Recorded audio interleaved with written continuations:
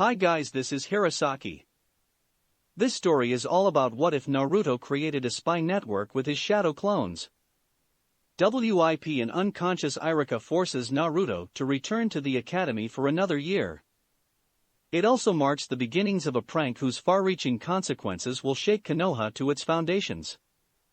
Before we start, kindly like and subscribe to this channel, and look over the description box for the author of this amazing storyline. Welcome aboard. Chapter 17, The Big Day. Prank Day 110, last stage of the Chunin exam. Naruto? Iruka asked in front of the boy's door, having just knocked. Come in. Come in. The academy student chimed from inside his apartment. The Chunin stepped inside, having a quick look around. The many clones had months ago taken everything they found down in the Iruka basement, and Iruka now saw his student's living place as it normally was. Not so bad, he thought. He'd expected worse. His own place, living alone as a child, wasn't as clean as this one. There were a number of ninja tools everywhere, including 2 kunai used to hold plants up. Still, no clothes on the ground, food boxes outside the trash, or anything like that. I'm nearly done, Naruto said, taking a big portion of noodles from his cup. Iruka sighed. Only Naruto would consider 3 cups of ramen a valid breakfast. The teacher took a seat opposite his student. You ready? Naruto nodded, mouth full of food. Your students ready too? He then inquired. Naruto swallowed. As much as she can, he spoke once he could talk again. I'll have an errand to do before we get to the arena, but that's all. It can't wait? We might be late if you aren't quick enough, Iruka pointed out. Naruto drained his last cup of ramen. Has to be done before the battles start, he replied, moving for his window. You coming? The window? Iruka asked, inclining his head. Well, we're in a hurry, aren't we? He pointed to the open window. That's a shortcut. Right. Iruka sighed, rising out of his seat. The pair dropped straight down in the alley, then continued below in the tunnels. Naruto's errand involved passing by the Iruka basement. The Chunin wasn't surprised. Naruto clearly wasn't wasting time. The pair of them went straight to the basement at a good clip, and a clone handed Naruto a package as soon as he was inside the room. The boy then made his way deeper into the place. What are you doing? Iruka asked. He thought they'd be in and out in a moment. Follow me, the boy said. We're taking another exit. It'll get us closer to the arena. Iruka nodded and followed. He stayed behind his student, imitating the twists and turns Naruto made in the dark. Then came a long ladder going up, where Naruto stopped. He then started doing hand seals. Here, he explained, touching Iruka right above his nose. This'll help us not draw attention. He then repeated the seals to do the same on himself. What is it? The teacher asked. Genjutsu, Naruto answered, touching his own brow. Makes you appear as something completely normal. Iruka had never heard of such a genjutsu. Another one from the Scroll of Forbidden Seals? He asked. No, Naruto replied, starting to climb. Rabbit technique. Nanaboho taught it to me. Come on up. The Chunin had more questions, but now wasn't the time for them. He didn't know how much longer Naruto's errand would take, but they'd probably be cutting it close. He grabbed the first rung and started climb, making a note to follow up on that line of questioning later. Here. Mihoshi said, pointing to an empty row of seats. That's perfect, right? It will do very well, Fumichi replied. Ariko had to agree. They were close enough to the battlefield that they wouldn't miss much, and right beside an exit with that, just in case they need the restrooms or something similar. Better yet, they were situated nearly opposite to where Kiritori and Muramura were, which would mean the clones would remember the action from 2 opposite viewpoints at the very least. Iruka and Naruto weren't yet in, as he was having a last-minute visit to perform. The false academy student sat down, with Fumichi at her left and Ringo at her right. "So, how's this going to go?" she asked. "First time seeing one of these?" Asano asked, to which the Naruto Bunshin nodded. Kids, even academy students, couldn't come alone, even if they had tickets. Mihoshi's mother was the group chaperone this time. "Anyone here have the order of battles?" she asked the others. Nishi handed her her own leaflet. "There's 11 battles planned for the day," Asano said, looking down at the schedule. "First up is the 2 Hyuga, which should mean a quick taijutsu battle," she explained. "Trust me, I know what I'm talking about." Ariko nodded. At least they wouldn't have to wait before seeing Hinata's training put to the test. Next after that is a Nara against. She looked at the descriptions of the fighter. A throwing specialist? Well, Naras are all about planning, so this one might go long or short depending on the latter's plan. Mihoshi and Fumichi both inclined their head at that, as if from experience. Ariko, who knew Shikamaru, expected long. Short would probably be too much effort. Then there's an Aburame against a Sand Wind Mistress, Asano continued. Advantage to Sand, clearly, Nishi pointed out. Ariko was pretty sure the name Shino was somehow familiar, but could remember who that was for the life of her. Last battle of the first round is a taijutsu specialist named Rock Lee against someone named Gara. She once again went to check the description. Sand manipulator, it says here. Very powerful from what is written. Again, advantage to Sand, Nishi added. Then there's a 30-minute break before the second round, Asano finished, closing the schedule. That's all? Ariko asked. Only 4 battles? She was pretty sure Choji and Kiba were in the tournament, so where were they? There are a lot of ninja not fighting in the first round this time, Mitoto, Mihoshi's mother pointed out. Second round also has 4 battles, then 2 for third with only the final remaining after that. A third of the participants don't fight in the first round. Asano nodded in approval. Ariko had a quick look around, and didn't see her progenitor anywhere. Where was he anyhow? The fights were starting soon. Here they are, Hinata-sama, Naruto said, disguised as a random Hyuga. Another 20, he continued, handing her a storage scroll. Her eyes went wide. That makes more than 200. She exclaimed. Indeed, Naruto replied. 207 to be exact. Hinata lowered her head and blushed. Thank you. It is my pleasure, Hinata-sama, the fake Hyuga said, bowing. I will leave you to your preparations. Good luck in battle. Naruto then turned and walked out. What he just handed her were the last chakrams the clone network had received in the last 2 days. It made her full loadout more than 200 of her discs, 3 soldier pills, that being the maximum recommended in a day, and 10 shadow clones stored in scrolls. The last one was a new discovery made after the network clones had tried to reconstruct what had happened a week ago. Turns out clones could be sealed, and that they don't spend chakra, or spend very little, while stored. This also makes them impossible to update, as memory bursts don't reach them. That was the reason this particular detail had been found, as Usagi was missing 4 hours of his day, even when the sleeping clones didn't. There was a group currently doing more tests, but they knew enough for that to be at least usable.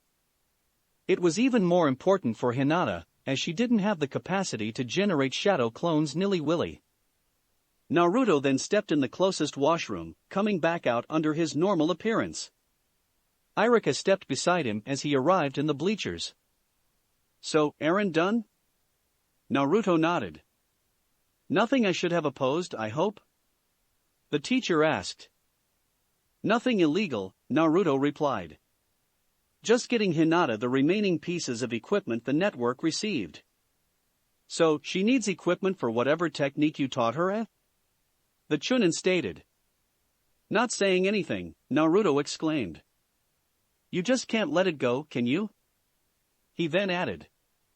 What? Iruka said, shrugging. A man has the right to be curious, you know.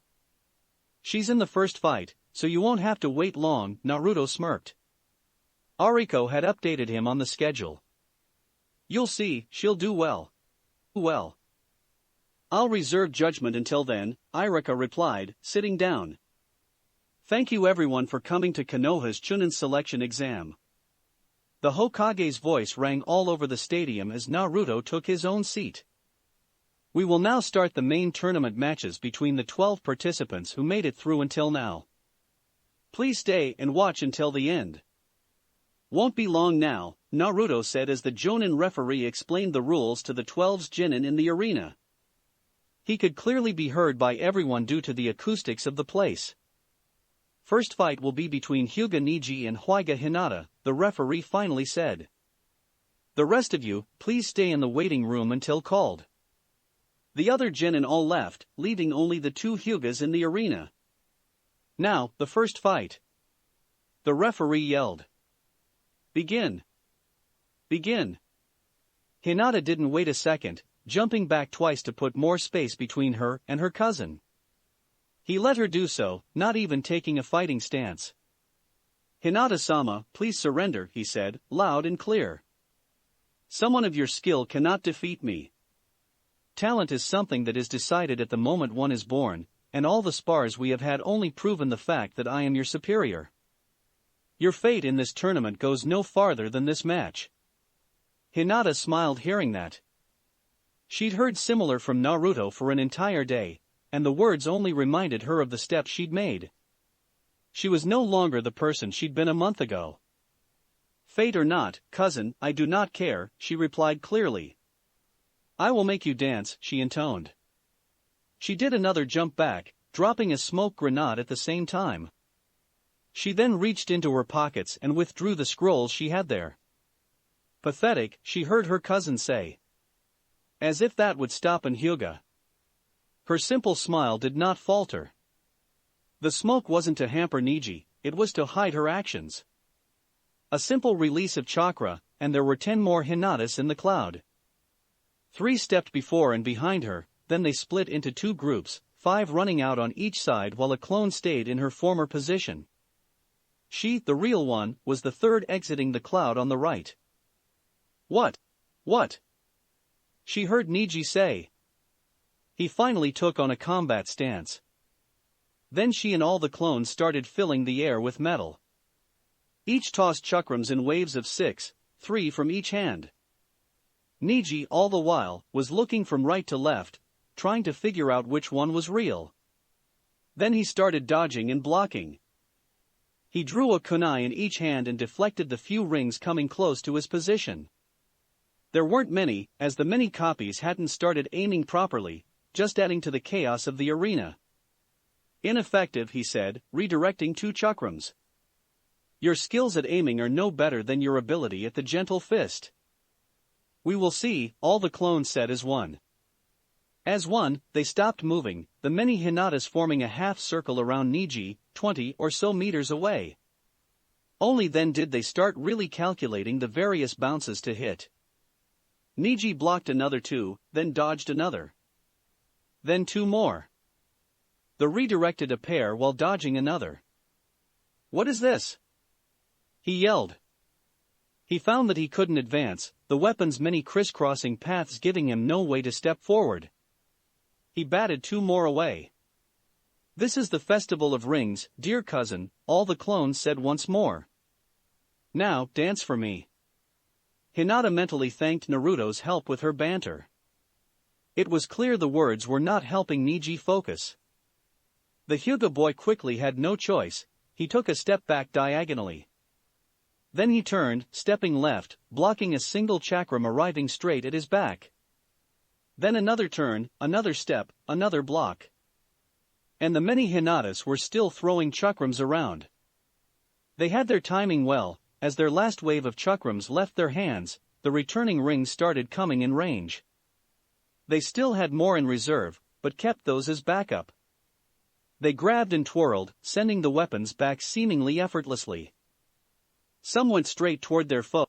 foe, some went toward the walls to bounce there, and others were sent back right into the melee, deviating off some of the weapons already in flight. That was the drop that made the vase overflow. A thrown chakram bounced a ring that Niji had just redirected right back at the boy. He twisted out of the way at the last second, but couldn't evade a thin cut to the side of the neck, bleeding slowly. First blood had gone to the Hyuga heir. Niji made a decision right there and, as he twirled, a rotating sphere of chakra surged around him.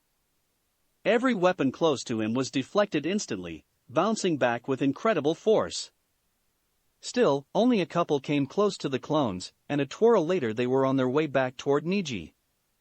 Kaiten, the many Hinata said. She'd been afraid he'd master such a technique.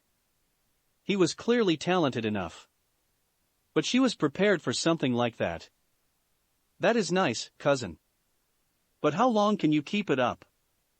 As soon as the sphere disappeared, Niji tossed himself to the side. One ring scored a glancing hit on his arm, but he dodged the rest of the incoming projectiles. He then had no choice but to invoke the Kaiten again, just to survive. He then kept it up. He had no other option, being relentlessly attacked from all sides. 3 clones each grabbed a pair of rings as they passed by. What is a festival without flowers, cousin? They said, interlocking the 2 chakrams. All 3 twirled them 3 times, dodging the few rings coming their way, while the others redirected the rest. Lotus flower, bloom. The trio exclaimed, sending the paired weapons straight ahead, spinning like saws. And they were spinning in the same direction as the Kaiten. The rings hit the rotating barrier at full speed. The first ring which hit didn't reach deep enough to touch Niji, before being propelled back. But what it did was spin around the second, coming back with the force of the Kaiten behind him. Niji realized that fact right before the rings returned, and threw himself to the side to dodge the blooming lotuses. He took a few hits to his arms and chest, but managed to protect his face. He then rolled, taking another cut, then dashed forward at his full speed, straight for the middle Hinata which had just thrown a set of paired rings at him. He took a few more hits, mainly to the side and back. But he quickly arrived in the Hinata's melee range, and slammed his kunai straight into her heart. She vanished into smoke, and 100 rings, being cloned, disappeared from the air. That was a killing blow, Niji. The Hinatas shouted, this time not in perfect coordination. The shock had gotten to some of them. Indeed, Hinata-sama, he said, and the smile on his face was vicious. He deflected the few rings coming his way. What is a ninja if he cannot kill? Nothing, that is what. I am not like you, too weak to go against my foe with killing intent. This is why you are weak, shinobi. He dodged then blocked 2 more rings as the clones started moving away, releasing more chakrams to try keeping the Hyuga boy at bay. Even now you do not go for a decisive blow, preferring to wait until your opponent tires himself. Another dash and another Kage Bunshin was eliminated, this one with a kunai straight to the eye. The branch member didn't even take any damage this time. The memory of the blade coming right her eye shook her out of her shock. You should not have done that, Niji. You will regret it. Make me, he growled, dashing at the Hinata who had just spoken. Bird, dragon, reverse snake, reverse rat. Raitun, Mabushi Kagayaki. Hinata yelled, her cousin only 2 meters or so from her. He fell straight there, dropping face first to the ground. My eyes? He screamed, covering his face. 2 of the clones stepped forward, grabbing the chakrams coming close and keeping them. Hinata herself looked down at her cousin. He'd gone straight for a killing blow when he could have gone for something lesser. He deserved what he'd got. Proctor? She said. Do I need to finish him? Of course not, he said, stepping forward while dodging an errant ring. He then looked down at Niji, who was stumbling unseeingly on the ground. Winner, Hyuga Hinata. He yelled. The audience cheered. The real Hinata went and bowed, straight toward Naruto's seat first, then to where her father was seated. Her clones grabbed the still bouncing chakrams and collected them. It was her victory. An unexpected event, Kiritori said from his seat. How come? Muramura replied. He really knew why, but he had to pretend he didn't. Niji is well known in taijutsu circles to have the greatest potential as a gentle fist user in this generation, the Chunin explained. And he proved it just now, performing the kaiten at such a young age. So, he should have won, Muramura said. No, Kiritori answered, shaking his head. The younger Hyuga's tactics were better. She created an environment that advantaged her and disadvantaged her opponent, controlled the flow of the battle, and forced her foe to deal with her in her terms. Even in the end, when things went sour, she still had a card she could play. No, the victory was all hers. So, Niji should have taken back the initiative earlier, then? The male clone asked. He should never have let Hinata have it, he countered. He was secure in his superiority from the start, and let her set up her trap without even trying to oppose her. He was clearly faster than her, so he should have attacked right as the referee said go. He would have had the advantage, as this would have played to his strengths, and could have eliminated her quickly. He sighed. His arrogance was his undoing. What about the next match? Muramura said. A Nara, which means a shadow specialist, against a range weaponry specialist. Another battle where one should strike hard right from the start, the teacher said. The Nara are efficient strategists, so giving them time to plan is the worst thing that can be done. The second battle. Tenten versus Nara Shikamaru. The proctor yelled.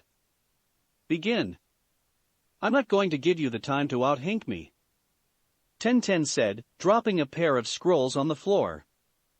Twin rising dragons. The scrolls went up in a spiral, trailing smoke, and she jumped between them. Then she grabbed whatever weapons she could from the scroll, shooting them forward at high speed. Clearly, she had access to the same knowledge I did, Kiritori said. Shikamaru, of course, didn't sit still. He jumped backward a few times, getting more space between him and Tenten, then started dodging and running erratically. Still, Tenten's aim only became better as the seconds passed, and the Nara boy's dodges became more and more frantic. Then he grabbed a kunai coming at his face and stopped. What is he doing? Muramura said, watching intently. Tenten did not say a word, reaching with her right hand for another weapon. Shikamaru's hand imitated hers, and once she had the shuriken in hand, he moved his hand to his throat, Tenten emulating him. Cage main, success, he said tonelessly.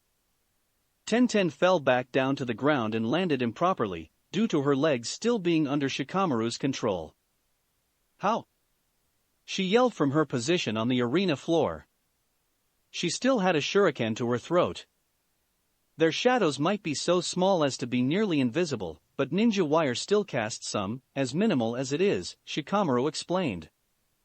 Every time you were sending a weapon at me, you were giving me a direct line to your shadow.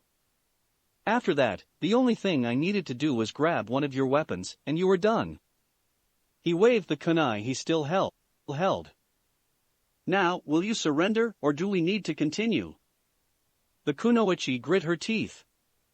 I surrender, she spat out, clearly unhappy with the results. Winner, Nara Shikamaru. The proctor confirmed. Well, you were right about short, Fumichi said. That's difficult to beat in terms of length. Hi. Ariko replied. She'd personally thought long, and something completely different than what happened. She'd actually seen Shikamaru running, and that was something she'd not thought possible. The Nara tricking his opponent, for sure, but she hadn't expected Shikamaru to do something that could actually make him sweat. She'd thought he'd surrender before something like that happened. Now's the Aburame against the girl from Sand, correct? Asano asked Nishi, who'd taken back her schedule. Hi, the girl said. That fight started barely a minute later, and the best way to describe it would be keep away. The two combatants had put a long distance between the two of them, and they traded pot shots. On the Suna girl's side, she sent wave after wave of wind at the Aburame Shino, she now remembered, at best hitting a bug clone. Her opponent replied with kunai and shuriken, sometimes with explosive tags, but she deflected them handily. "This one is gonna be long," Mihoshi whined.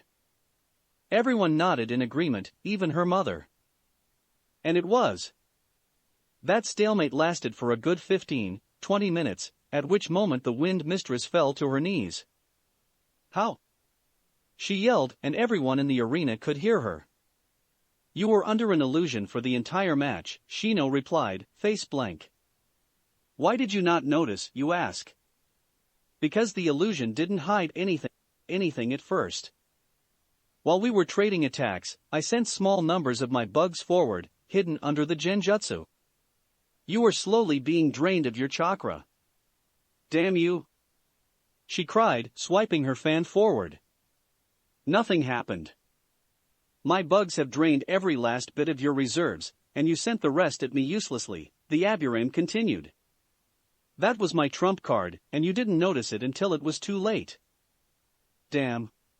She started, trying to move forward. She then fell flat on her face, unconscious. "Winner, Aburame Shino," the referee said, while said ninja bowed to the audience. There weren't that many cheers, not with how long the fight had been, but there was still some. Rigid clapping, along with a buzzing of some kind, came from the region the Aburame clan was seated in. "You go Shino!" Naruto yelled. It had taken Iruka reminding him of the Aburame's seat in class before he remembered who he was. That made 3 members of his last class to pass, and none eliminated yet. "A good battle," Iruka confirmed. "You saw how he did that?" "He tricked her," Naruto answered. "Actually, they all did. They created a way to win and took it." "Yes," the teacher confirmed. "They used tactics to give themselves a path to victory. That's the way it mainly goes in shinobi battles. The one who outplans his adversary is generally the winner. The big blasting techniques are nice, but often a single knife is enough, if used at the right moment." "Then why are the best-known ninja the powerful ones instead of the brightest ones and the like?" Naruto asked, curious. "Because there are also big defenses, and sometimes you need to punch through them," Iruka explained. "Also, the bigger attack techniques tend to be widespread, and do damage to more than a single person. Even if half the enemy army dodges or survives your technique, that's still one half you no longer have to deal with. So, every technique has its moment," Naruto summarized. "Correct," the teacher said with a smile and a nod. "If there's one thing you should remember of this tournament, it is that even powerful techniques have weaknesses, and if they get turned against you the dangers are just greater." He shook his head. "Anyway, if you want to see a match of power, look no further." He pointed down at the arena. The 4th and last match of the first round. Sabaku no Gaara against Rock Lee. The proctor yelled. "That's gonna be a power match?" Naruto inquired. "Rock Lee is a taijutsu-only ninja," the Chunin explained. "He's a brute stronger and faster than a lot of jonin. He's not stupid and he studies hard, but he really has only a single tool, hitting something harder. And from what I understand, sand manipulation is the only thing Gaara can do, though he is deadly about it. It's going to be fist against sand, and the strongest will probably win." "Begin," the referee said. At the very second, Lee dashed back, clearing 10 meters easily before turning back toward Gaara. "Mother wants your blood." Gaara screamed, and a wave of sand rose in front of him, growing as it went toward Lee. The boy didn't seem scared. "Kaimon, Kumon, Simon, Shumon, Tomon, Kaimon." The boy invoked clearly. "Kaya." By then, the wave was barely a meter away. "Morning Peacock." Lee disappeared right there as the wave fell where he'd been. Tracking his movement wasn't difficult, as he left a trail of flames on the ground. He appeared right inside Gaara's guard, instantly kicking the Suna boy straight in the air. The blow resonated all over the arena. But that wasn't all. The taijutsu master reappeared beside his foe at the apex of his uncontrolled flight. There, he started punching Gaara repeatedly, fire blossoming on his arms as he did so. Naruto turned to his teacher. "But, you just told me he didn't use ninjutsu?" he said. "That's not ninjutsu," the Chunin confirmed. "That's pure taijutsu, pure speed. Pure speed. He's going fast enough that the friction from the very air starts fires." Iruka had never seen the technique, but had heard about it. And performed by a genin, no less? Those who said Lee wasn't a genius in his own right should have stayed quiet. Naruto said nothing, eyes wide. A final haymaker finally sent Gaara back down, pushing him at least a meter deep in the arena floor. The Konoha genin then followed the boy back down, pulling him back out of the floor, as if to continue the battle. But it wasn't Gaara who came out. It was a formless mass of sand, slowly growing, halfway covering the boy. An arm of sand went straight at Lee, but he kicked the creature off, straight into one of the arena walls. By the way Gaara was screaming, he clearly wasn't in control of whatever that creature was. And at that time, everything happened instantly. Feathers appeared everywhere in the stadium, twirling hypnotically in the air. A single look nearly sent Naruto asleep, but a command from Iruka still came through. "Surge your chakra, as strong as you can now." The teacher yelled. Groggy, he still did as told. Iruka had a good reason for whatever he asked, most of the time. He pushed out a wave of chakra as strong as he could, and the grogginess disappeared instantly as did the feathers. An illusion, he now realized. Shaking his head, Naruto had a look around. There was fighting right in the stands, disguises falling off to reveal ninjas underneath. Most of them had the sand hourglass there, but a good number had the sound music note instead. He then dodged a thrown shuriken. That cleared his mind. Iruka, beside him, threw a kunai straight in a sound ninja's eyes. This wasn't the time to hold back. As much as he wanted the fact that he could perform the shadow clone technique to be a secret, he wanted his village safe infinitely more. "Kage Bunshin no Jutsu!" he yelled, filling every open space within 20 meters with a clone. They all jumped into action, rushing at the invading ninja. They died in droves, but better them than Konoha villagers. And he wasn't done. "Kuchiyos no Jutsu, Monty!" he yelled, slamming his hands on the ground. He'd have gone with the leader, but he still wasn't certain to manage it on the first try. And Miyamoto had said that Monty was the rabbit who liked battle the most. The tiny white rabbit appeared right between his hands. Naruto didn't waste any time. "Hourglass, music note," he said, pointing on his brow where the usual ninja headband resided. "They go down. Go." Monty vanished. Half a second later, the sand ninja who'd been about to stab Iruka in the back lost his neck with a quick pop as the only clue to Monty's passage. The invasion had just begun. Chapter 18, Invasion. Prank Day 110, last stage of the Chunin exam. Kai. Miramara woke up instantly as his mentor's chakra washed over him. For a second, he didn't know who he was supposed to be or where he was, but then his memories caught up, and he remembered what had happened. The Genjutsu. Jumping to his feet, Miramara thanked whoever was listening that the Naruto clones were made more solidly than normal Kage Bunshin. Vanishing right now would have been the worst way for Kiritori to learn about the prank. The clone then dodged to the side as a burst of wind shattered the seat he'd been on, then crouched under a wave of shuriken. "Sensei," he yelled, drawing a set of kunai and throwing them right at the three shinobi fighting Kiritori. Two dodged backwards while the third blocked, and the teacher used the opening to cut the man's leg off at the ankle using his own foot. "Leave!" Kiritori yelled, pushing aside the first sand ninja's sword strike. "This is no place for a student. Withdraw to the shelters immediately." Like hell he was. He was a clone, so he wasn't risking anything by staying and fighting. He wasn't going to take someone else's spot and hide. I can fight, he yelled back, reaching for more kunai. No, he said, jumping back. He then pushed Muramaru out of the way, taking a senbon in the shoulder at the same time. It would have hit Muramaru, and he hadn't even noticed it. I am your master and this is an order. The Chunin said, ripping out the senbon with one hand while disarming the second sand ninja with his foot. Leave. I can pee. Muramaru started, only to stop as Kiritori put his foot at the clone's belly, making it stick there. He then wound up for a kick, and released Muramaru, at full extension.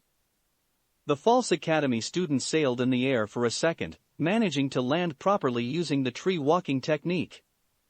He'd landed only a meter or so from an exit, and his master could no longer be seen with all the fighting that was going on. His face tensed as he dashed through the exit. He wasn't going to get in Kiritori's way, but he wasn't going to run either. This was Konoha, his precious village, and he was going to fight to the death to protect it. Pain was what woke her up. Ariko's hand instinctively reached for her hurt ear, only to find Ichibo there. Why did he bite me? She wondered. He'd mostly been silent during the entire tournament, so she had no clue what could have made him do something like that. Then the last few minutes came back to her, and she shot up in a flash. Up, quick! Mihoshi yelled beside her, slapping Ringo awake. You two are the last. She told them. Ariko quickly looked around. There was fighting all around her, and a wall of earth rose beside them, cutting them off from a trio of sound ninja. She quickly realized what had happened, and reminded herself to thank Naruto for making his clones this resistant. She then snapped her left thumb and pinky together, a thank you to the bunny who'd taken back his spot on the top of her head. My pleasure, Ichibo quickly messaged back with a trio of thumps. Everyone to the exit! Mitoto yelled, throwing a pair of kunai at the ninja who'd just tried climbing over her earth wall she'd just summoned. We need to get to the shelters, quick! Mihoshi started handing everyone shuriken. Ariko shook her head, withdrawing her own. As a Naruto clone in the academy, she'd made sure she was always fully equipped. Especially in throwing weapons, which was her official speciality. Their region of the area seemed to have less combat than the others, and as such the group had no difficulty reaching one of the exits. Look behind, Ichibo messaged as the Bunshin was about to enter one of the exits. Ariko did so, and saw Lee there with a pair of jonin, keeping whatever Gaara became busy. The boy clearly had seen better days, and was breathing quite hard, but still fought with all the power he had before. Ariko had a new appreciation of taijutsu at the sight. Following Mitoto, the Konoha fashion ninja ran straight out the building. Only a single enemy interrupted their course, but with Fumichi and Nishi backing Mitoto, the lonely sound ninja was barely a speed bump. And then they were outside. It wasn't much better. There was fighting all over the place, and with the wider spaces bigger techniques could be heard or seen all over. A trio of giant snakes had broken through the wall, and were slowly going straight for the Hokage Tower, destroying everything in their path. Doton, Dorihiki! Mitoto yelled. A wall appeared right in the middle of the street, blocking a giant wind blast coming from a shinobi in the rooftops. The ninja didn't wait, jumping down to the side to get a new line of attack. He never got it.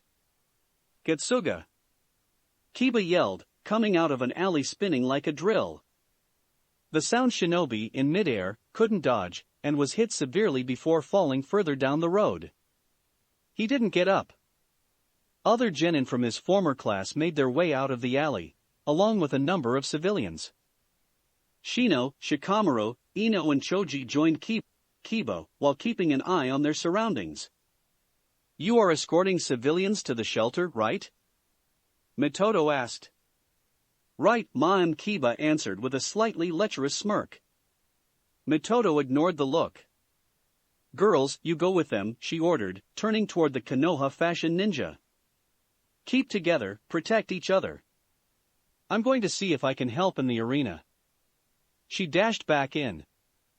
The group joined the genin and the civilians, Iruka hanging at the back. The rest were holding each other close out of fear and apprehension. Iruka would have liked to help, but her current mental state wouldn't help. Iruka didn't feel those emotions. She felt rage. The idea of her village being attacked was filling her with desire to hit something, to kill the invaders. As soon as she wasn't being looked at, she used a quick kawarimi to appear on a rooftop a mile away. She wasn't going to hide in a shelter, even if the rest of her group needed her. She was sorry about abandoning them, but Konoha needed her more. She was going to hunt. And judging by the message Ichibo had just sent, her passenger was in perfect agreement. Neither Naruto nor his two fake personas had thought of sending an update. As such, it was the death of the first clone, followed by the death of many other clones, that revealed to the Bunshins in the Urohara basement that the village was being invaded. There were hundreds of clones there, training, resting, reading, planning, eating and doing a multitude of other activities. Whatever they were doing, the moment the first Bunshin died they turned in the direction of the arena like a wave, all eyes growing wide. Then the war cries started. "Aura!" A copy screamed and everyone picked it up. They all rushed toward the exit leading to the arena, hands reaching for weapons. "Stop!" A clone yelled, his voice somehow overriding the great cry. Everyone turns to see a clone, one of the members of the Naruto Council, standing at the spot the real one normally occupied. What? What? Dozens of clones yelled at him. "We all go out like this, the prank is done." He yelled back. "That many clones, all at once? Nobody'll be fooled anymore. They'll check everything, and we'll be finished. You can't be telling us to let this happen?" A clone replied. "You crazy? Coward." "I'm going anyway," another said, and many nodded along. "I've got an idea." One yelled over everyone. He'd been clearly heard, and everyone turned toward him. He did a single ram seal, and took on another shape. It wasn't a form they'd taken previously, but it was perfect for the situation. The council member laughed, doing his own ram seal. "That's exactly what we need. Everyone follow that example." He then sent an update as soon as he'd changed shape, in case some hadn't heard. There was a tsunami of ram seals as everyone took on a new look. The clones weren't exactly similar, though they all followed the same pattern, which was the very thing what was required. "Now, everyone," the council member said. "Create as many clones as you can that are able to fight properly." A series of nods answered him, along with cross seals. "I want half the people here to stay behind, the rest splitting up along the many exits in Konoha." "Why?" one asked. "In case anywhere needs backup." He yelled back. "I need people to get real weapons out, and the map. We need to be ready for anything that could happen. Get the tags out, and start handing them out." All the Bunshins jumped into action. Waves of clones rushed every exit, nearly stepping over each other in their haste. Even the ceilings were filled with copies rushing out. Things went better as the paths split as clones went every way. The attackers better be ready. The clones were coming. Hinata had been in the infirmary, explaining how her blinding technique worked to the medics there, when the first sound ninja got in, weapons drawn. With the many ninja in the room, he didn't get far, but after the third nearly managed a fireball into the crowded room, it was clear something needed to be done. With everyone there, Hinata couldn't fight at his fullest potential. She looked around as the medics started arguing about what to do, whether to evacuate or stand here. One of them sealed the room, but that wouldn't hold forever, minutes at most. Activating her Byakugan, she looked around. There were side rooms attached in the corners, made for ninja who needed to be separated from the rest. With what little combat there had been, they were all empty. With the training she just went through, calculating sizes and dimensions came easy, and she quickly had a plan. "Everyone to the side rooms," she yelled. The medics turned to her. "Are you crazy?" We'll never be able to fight in there. She took a deep breath. She could do. She would do it. You won't need to. She answered clearly, looking straight at who she thought was the lead medic, right in the eyes. I'll stay here and make sure no one gets past this room. I'll fill it with enough steel to make sure no one makes it out. But one medic said. Go. Hinata yelled, reaching out in her pockets for her pills. There's no time. You're medics, you take care of the wounded. Along with the 2 defeated Leaf Genin, there was a trio of wounded Leaf Ninja. I'll be defending you. Nobody argued. Some tried cowing her, but her Byakugan eyes were still active, and as such no one could outstare her. Take the beds, the cabinets, everything. Give me the most room I can have. She yelled. And take care of my cousin, she added in a lower voice.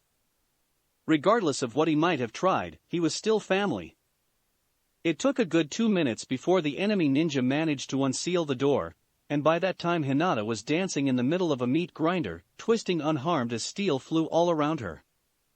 The first 3 ninjas who entered didn't even have the time to yell before falling to pieces, and the ones following managed to retreat, wounded all over. By the 4th wave, there were enough dead ninjas around the door that the sand and sound shinobi had to jump over the corpses of their allies to gain entrance. Meanwhile, Hinata took a second soldier pill as she spun. None were going to pass, not while she lived. She didn't notice, but along the many dead sound and sand, there was a duo of cloud ninja who'd hoped to capture her alive. They hadn't made it past the door. Like many Leaf Ninja, Ryukatsu Joji was following the Chunin exam on the radio while hanging at a bar. There was even some betting going around, and he was glad that the odds on the Hyuga Eris victory had been good enough to tempt him. He'd made more than enough to pay for whatever he drank today. Then enemy ninjas started appearing everywhere, and it all went to hell. There had been enough Konoha shinobi in the bar that they'd managed to push back the first attack, but they'd already taken losses.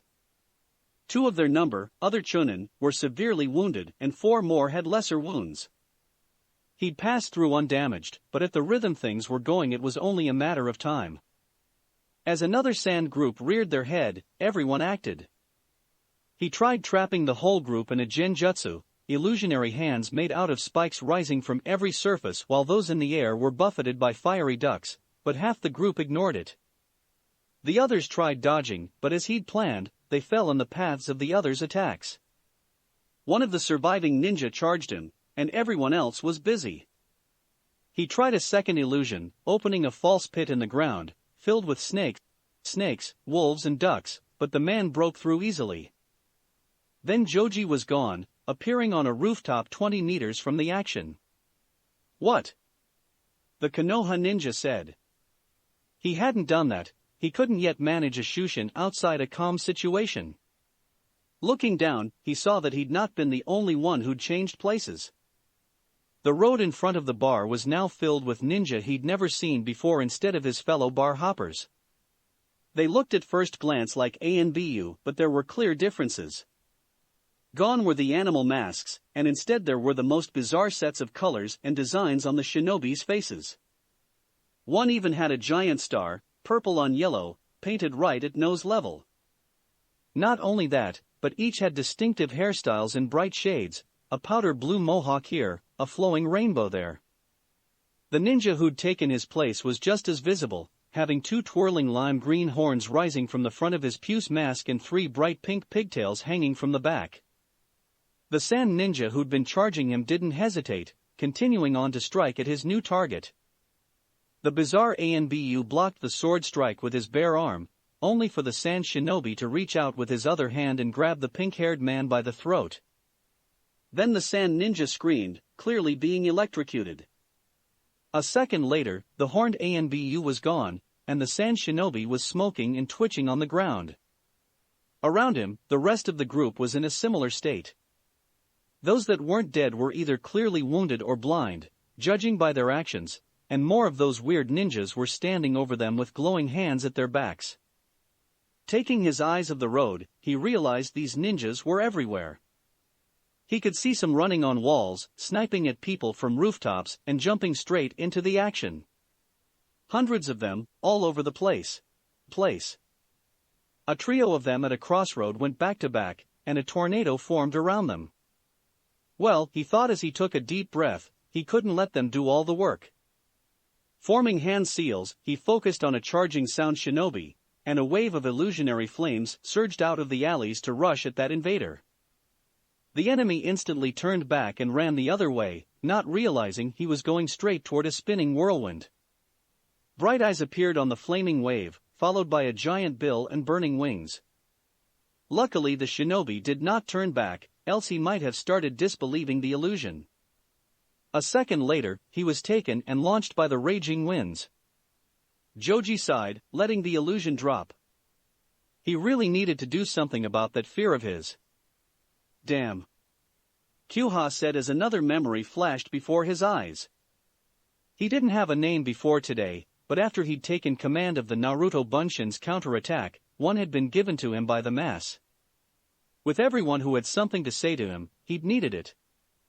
He was swearing because the group had just lost another score of clones. Worst was, they died without having any effect, trying to drain the 3 massive snakes that were doing urban remodeling of the village. He turned to the massive number of clones that were waiting for orders. Anyone have an idea how to deal with those giant snakes? Anyone? There was a moment of silence. You've got a heavy firepower team right here, if you need it, someone finally said from deeper in the room. Clones moved, and 6 Narutos came forward, each with a black sphere in their hands. Konoha dropped right in front of them and scowled. We already tried those, and they don't work well enough. What's so different with the ones you got? He brought the hand holding the sphere in front of him. Mine is 70 days of fire chakra in a ball. The others are around the same. The clone whistled as his eyes widened, then grinned. That might just work. It's just the kind of thing we need right now. He turned to the mass of waiting Bunshins. I need 50 clones to go with 3 of these guys. Some of those waiting instantly took disguises while stepping forward. 3?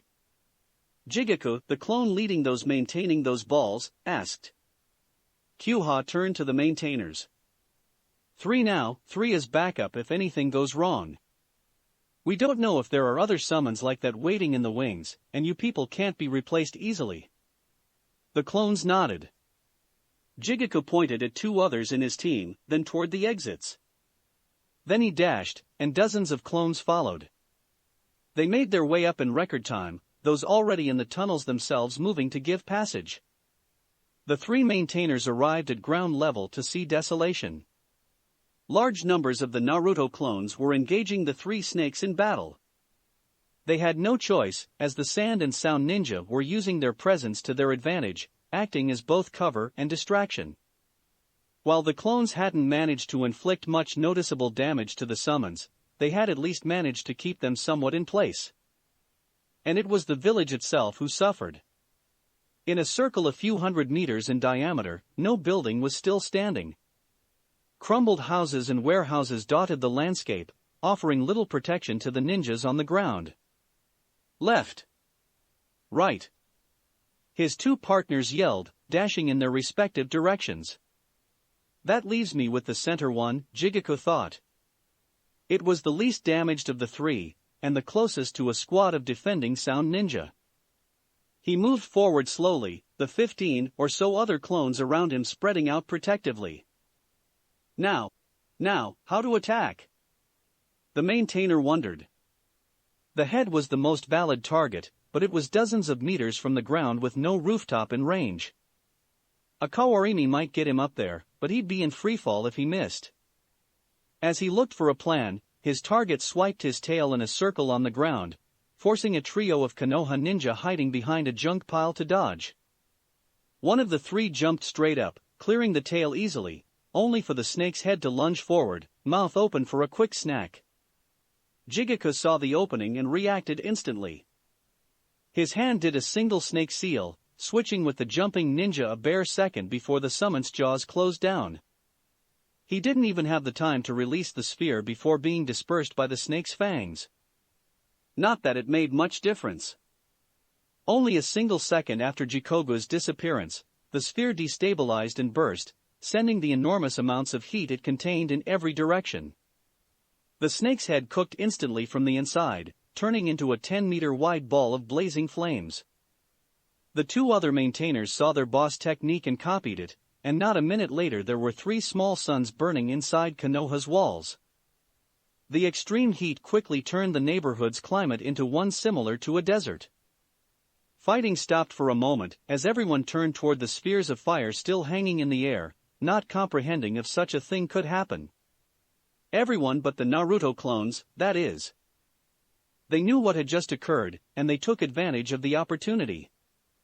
They charged forward, jumping straight through the sand and sound defenses while the moment lasted.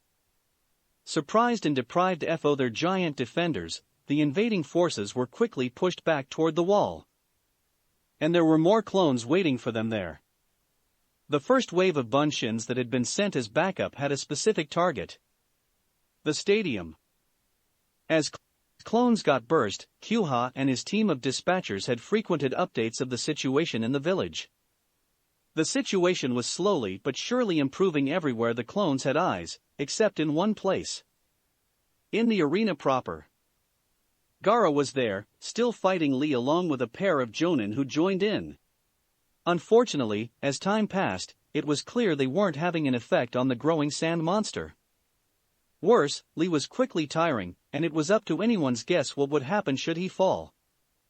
As such, 400 or so clones were sent to defeat or delay whatever that monster was. By now, Gaara was completely covered in sand and invisible.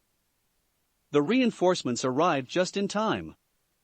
One of the jonin had just grabbed the fallen Lee and retreated, leaving only a single Konoha ninja in the arena itself. First wave, go. The leading bunshin yelled, and 40 clones surged forward. Some jumped directly at the sand beast, trying to electrocute it to death, while 2 appeared right in front of the jonin to defend him. Said clones died instantly as the monster shot a giant ball of wind and sand forward. The jonin dodged in the stands, retreating. The leader took a moment to make sure the situation in the stands was stable, then turned back to the middle of the stadium. More than half the clones there had already perished without doing much. Lightning didn't seem to harm it, and whatever black spheres they tried quickly burst from all the flying sand. Blinding didn't seem to have any effect, as did a dozen linked explosive tags. Any other idea? He asked, looking at his subordinates. There was no answers. Second wave, go. He ordered, and 40 clones surged forward. They didn't have a plan to take it down, but keeping it occupied would have to be enough. The sand beast reacted instantly to the new arrivals, swiping one of his arms at the approaching squad. Most of the clones there used kawarimi to land safely, but one of those in the front had another idea. Suiton, Tappa Nami Kyoha. Said bunshin yelled, disappearing as a lance of water surged forward. The surge struck the beast's incoming hand, quickly turning the sand into mud. 4 fingers fell a second later, the monster's hand no longer supporting them. You saw that, right? A bunshin said right beside him. Water clearly worked, even if Tappa Nami Kyoha was supposed to be a defensive technique. Everyone down there. The leader ordered. I want 5 clones making those lances every second. We'll hammer that construct until we get to the guy in the middle. Yash! The clones yelled, surging forward. Hose after hose started lancing toward the beast, who slowly lost layer after layer. It took a good 30 seconds before Gaara became visible, and the sand construct crumbled after the sand genin was hosed a few more times. What do we do with him now? One of the clones said as Gaara choked and tried rising from the arena floor. Kill him? He was clearly not looking forward to such a choice. The leader didn't like that option either. He had memories of Lee's battle, and wasn't even sure if Gaara had done this on purpose. It looked more like he'd lost control of something. He thought for a few seconds. No, he finally said. We blind him, drain him, keep him wet. We'll put him in one of the basement pools, see if that stops his sand. Said sand was still trying to surround the boy, and every 30 or so seconds another clone had to drench him once more. We'll leave the decision to the boss. Hi. The 50 or so clones left around him answered, and 5 of them reached out to the genin. It took barely a minute before the boy was bound and blind, and 5 before the group was back in the tunnels with their captive. The Uruhara tunnels did not only lead inside Konoha. Near half the exits were outside the village walls. Compared to those in the village, they'd seen very little use, as only the jumpers came in and out that way. Until now. Dozens of Kage Bunshins poured from every exit to the east of the village. The enemy force's entry point had been tracked there, and the clones weren't going to let them have it easy. The sand and sound forces had separate camps, close to but still some distance from each other. The sound camp was nearly empty, as they'd sent all their forces inside, leaving only the 3 snake summoners along with a few guards, those being the weakest of the sound troops. They were overwhelmed instantly. The sand forces were more professional. They had scouts, guards, doctors and reinforcements in good order. They were prepared for just about anything. The surging clones still hit them like hammer. It wasn't an instant victory like the sound camp, but it quickly became evident where the wind was blowing. Most of the elite sand ninja were inside the village proper, and what was left weren't expecting a large force right at their backs. Worse, it seemed like every single enemy was a clone, which meant that the sand forces were wasting their energies and losing troops without even inflicting adequate losses in return. They were slowly being pushed back toward Konoha, which meant that they'd either have to enter the village proper or be surrounded with their back to the wall. And neither option seemed survivable. Otoke sent another wide blade of wind forward, bursting 6 or so clones. 3 managed to jump over the attack, and were pelted with wind attacks and shuriken from the other ninjas standing behind him. The hole he'd created filled in less than 5 seconds, more ninja clones again, appearing to push forward once more. He had a quick look around, managing to catch Yura being blinded then overwhelmed. 2 genin and a chunin broke ranks to help him, but more of those bizarre ninjas intercepted them. He was now the lead remaining jonin. He made some quick maths in his head. The support forces had already lost more than half their numbers, along with numerous wounded still left on the ground. What little news they had of the situation in the village wasn't pointing toward victory, more like the same thing as here. It was clear. They'd lost. They'd thought the leaf weak, but it had only been an act. It was clear they'd been prepared for the invasion. Therefore, as a loyal sand ninja, Otoke's had only a single option. Stop. He yelled.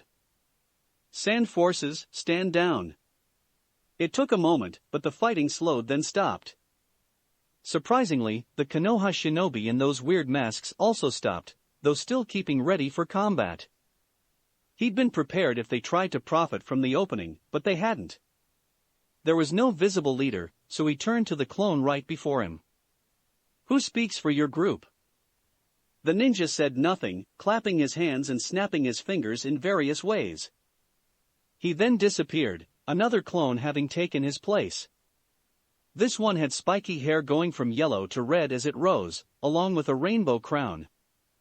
His mask was half green and half red, cut diagonally, and he had a visibly fake bushy beard. Talk, he said in a gruff voice. I would negotiate the Sand Force's surrender, Otoke said, gritting his teeth. He hated what he was doing, but he had no other choice. If the Sand Forces here didn't return at all, Sunagakure was done. There were small clans and lesser villages who wouldn't miss the opportunity, so he needed to preserve whatever Sand Forces he could. The Crown Ninja made more of these bizarre head signs. Drop weapons. You'll be bound and blinded, then led to separate holding points, he then explained. Otoke's gulped. How about, are wounded? The Konoha ninja looked around. There were more than 20 fallen sand ninja in sight, and more hidden being the mass of Konoha shinobi. Who are your medics? Send medics, raise hands. Otoke's ordered, and about a dozen hands went up. The shinobi opposite him nodded. 5 guards to each medic. Everyone healed is to be bound and blinded. We'll let the medics work as soon as everyone else is secured. Ninja behind him started moving, 5 for each medical ninja. I accept your terms, the Sanjonin said, reaching down. He unclipped his belt, letting it drop, then pushed both his hands together toward the man in front of him. It was better terms than what he expected. Most villages would have left the wounded to die, if they hadn't finished them off right then. Konoha today had proved its reputation handily. It was the strongest, and still the most decent. More of the bizarrely masked ninja stepped forward, and the sand troops quickly disarmed and capitulated.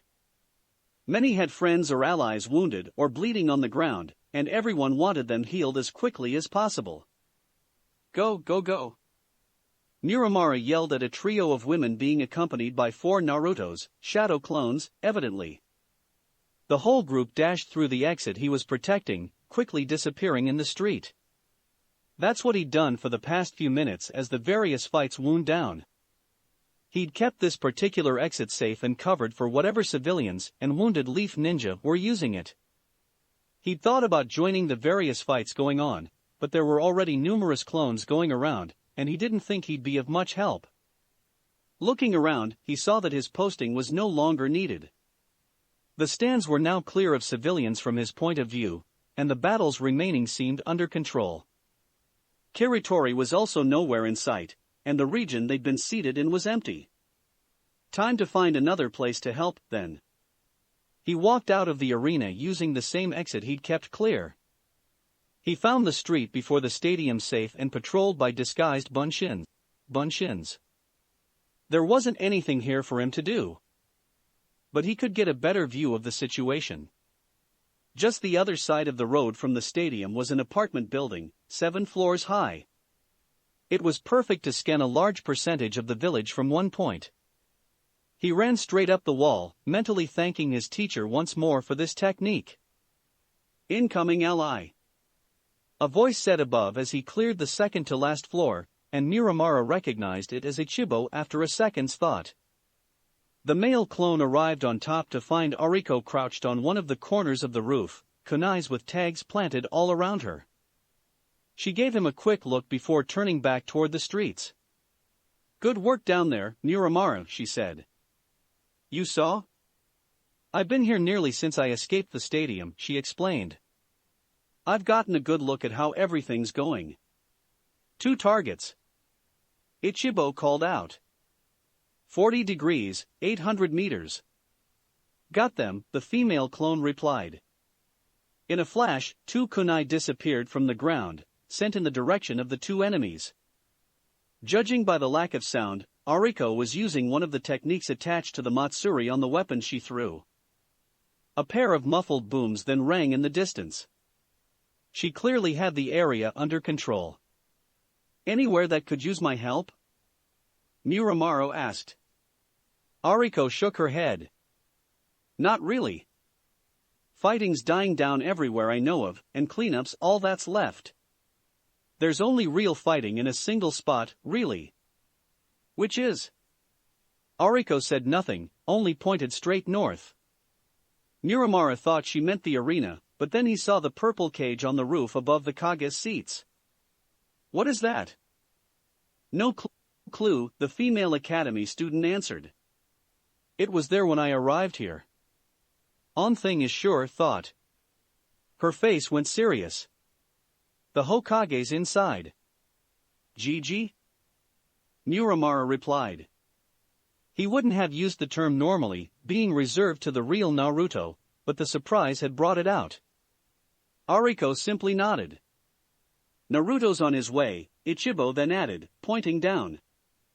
Kage Bunshin no Jutsu. Naruto yelled. 100 or so clones popped all around him, reinforcing the few ninja still fighting. That was what Naruto had done for most of the invasion. He'd stood to the side and sent wave after wave of bunshins. Sure, he could fight, but he was of more help generating more and more clones. By now, the arena was nearly empty, and his clones were finishing the last few battles. Iruka was long gone, the teacher having escorted a group of nobles out of the stadium, and Monty was around somewhere out of sight. Time to check on Gigi then. He'd not paid attention to what had happened in the Kage's box, having more urgent issues to deal with. Gigi was the strongest in the village, he could take care of himself.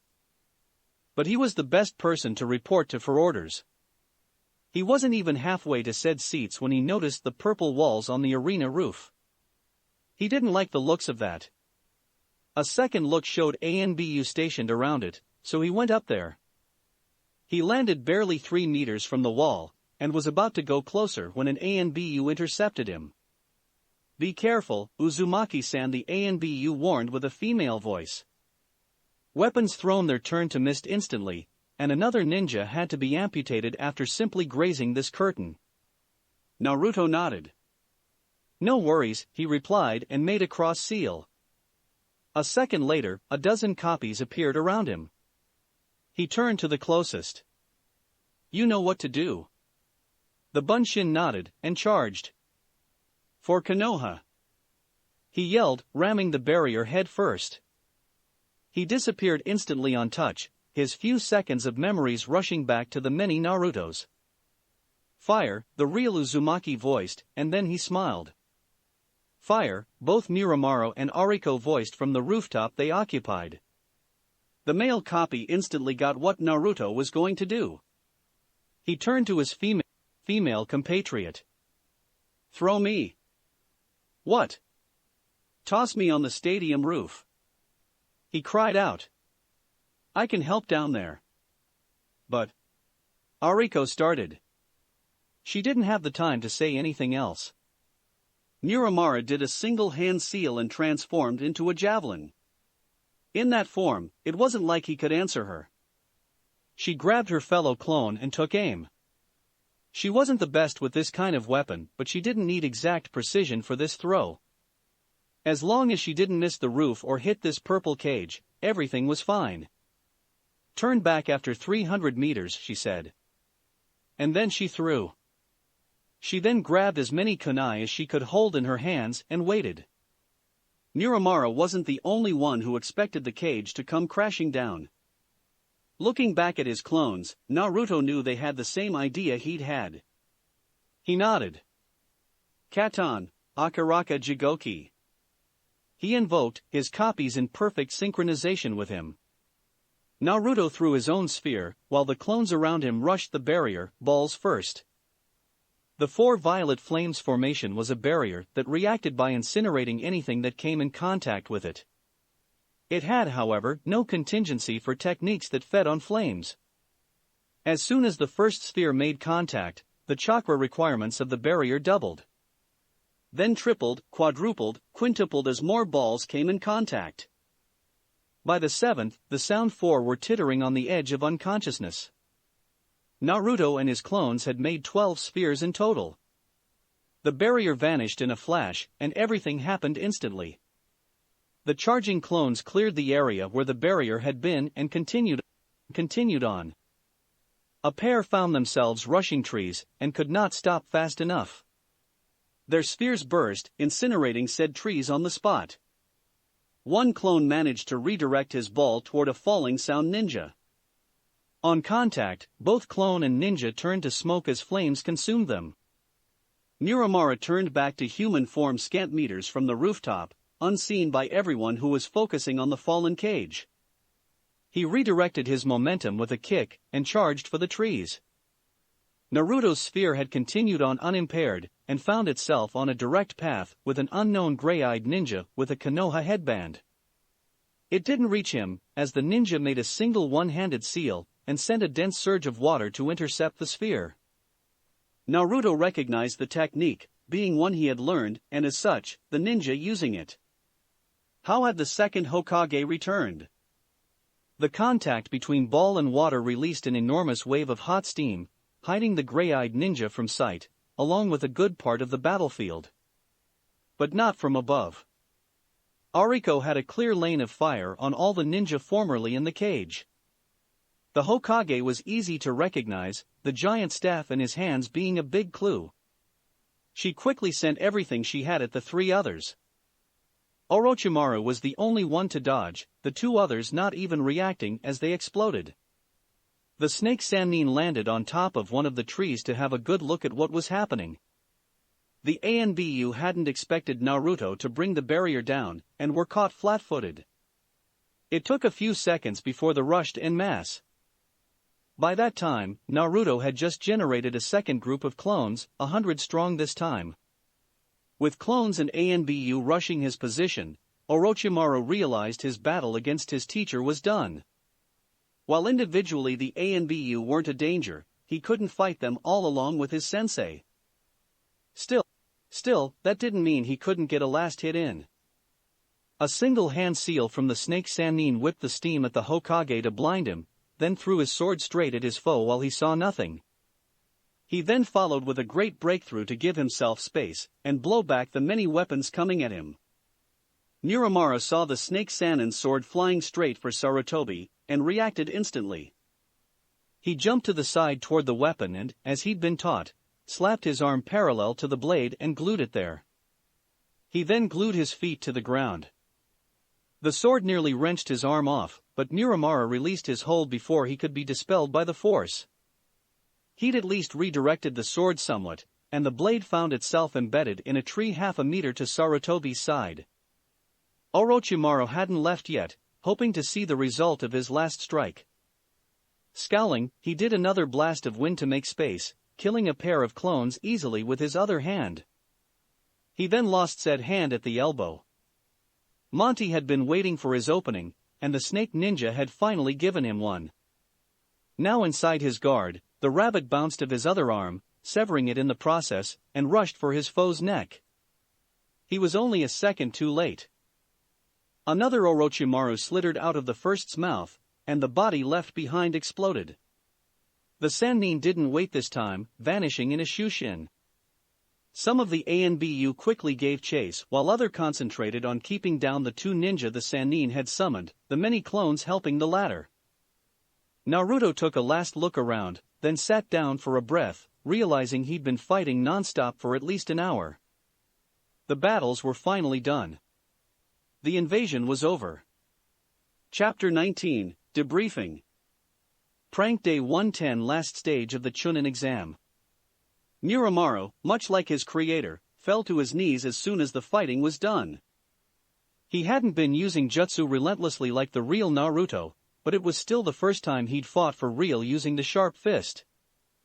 He still had a twinge in his arm from redirecting Orochimaru's sword, and he knew he'd need a good few hours of chakra draining to be back to full efficiency as soon as he was alone. He sat there, panting, for a good few minutes when an ANBU member appeared close to him on the rooftop. Said ninja looked around until his eyes fell on the clone. "You are Miramaro, correct?" the ANBU member asked. Miramaro simply nodded. "You are required urgently at the hospital," the ANBU said. He then reached with a single hand and grabbed the copy by the shoulder. "What?" Miramaro started, only to find himself instantly transported to an empty room inside Konoha General Hospital. The ANBU did not let go, dragging him through corridors and stairwells. The clone had no idea where they were going. Clones did not get sick or hurt, and Naruto hadn't been sent there the few times he'd gotten seriously wounded. And he couldn't see why he would be needed here. The ANBU finally stopped beside an open door, releasing him. "Please go inside, Miramaro-san."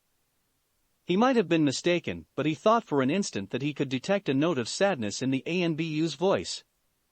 He went in. There were 3 different medics around a single bed, and he could see 2 pairs of glowing hands on the chest of the person resting there.